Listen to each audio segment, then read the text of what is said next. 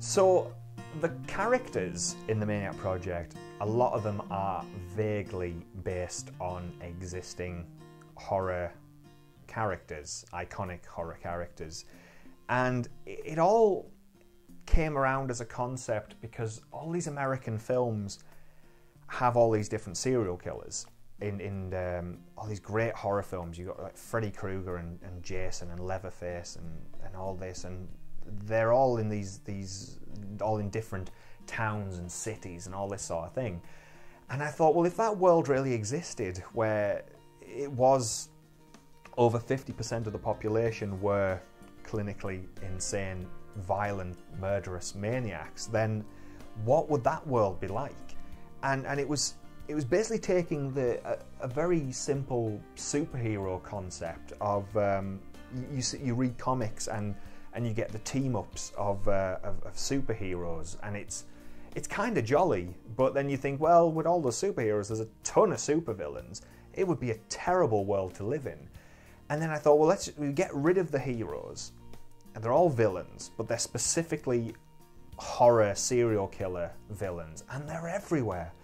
And I just had thoughts of things like when Norman Bates is getting rid of the body of Marion Crane, and he's got her in the car and he's pushing her into the lake, and he's pushed it in and it's starting to sink, and then it stops and he waits and it continues to sink. What if that lake had been Camp Crystal Lake, and he'd turned round and he'd interrupted the activities of Jason Voorhees, and Jason Voorhees takes Norman Bates' head off with a machete. And I just loved that idea. I loved the concept of, yeah, there's a crazy guy, but then coming up the street is an even crazier guy, and probably following him is an even crazier character. And I like the idea of pitting these maniacs against each other. It's always one maniac versus a bunch of teenagers who don't have a fucking clue how to deal with these things.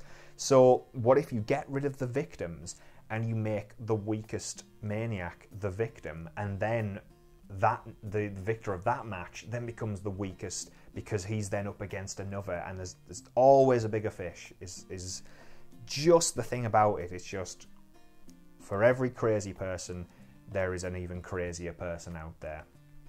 And that was the world I wanted to set up in Maniac Project. And what plays in its strengths is in the film is it's a very empty film.